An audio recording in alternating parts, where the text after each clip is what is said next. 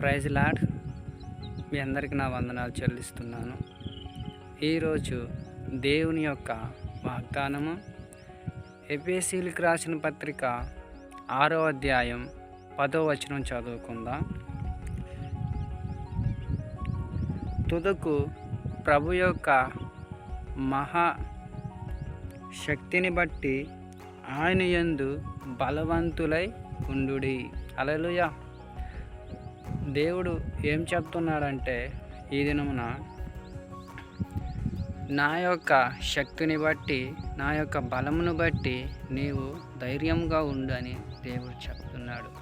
ఇదిగో బ్రదర్, కొన్ని సమస్యల్లో, కొన్ని ఇబ్బందుల్లో నేను ధైర్యంగా ఉండలేకపోతున్నాను. దేవుడికి ప్రార్థిస్తున్నాను, ఆయన దగ్గర నుంచి జవాబు రావడం లేదు.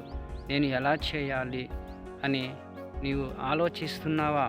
కానీ ప్రభు చెప్తున్నాడు, నువ్వు చేస్తున్న దేవుని సన్నిధిలో ప్రార్థన దేవుడు వింటున్నాడు. నీ మాటలు దేవుడి దగ్గరికి వెళ్తున్నాయి. ఆయన నీ మాటలు గ్రహిస్తున్నాడు. ఏమిటంటే నీలో విశ్వాసమును, నిరీక్షణను ఇంకా నీలో చూస్తున్నాడు. కనుక ప్రియ దేవుని బిడ్డ, ఈ వాక్యమును నీవు వింటున్నావు. ప్రియ కుమారుడా, నీవు వింటున్నావు. నా మాటలు నువ్వు విని గాయకొనము.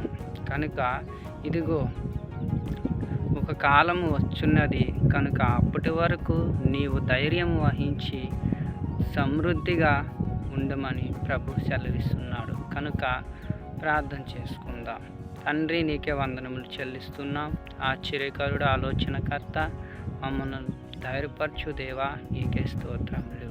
ఈ వాక్యం వింటున్న ప్రతి బిడ్డలను నీవు దీవించి ఆశీర్వదించి బలపరచమని నజరేయుడు సర్వశక్తి గల నామమున ప్రార్థిస్తున్నాము తండ్రి. ఆమేన్.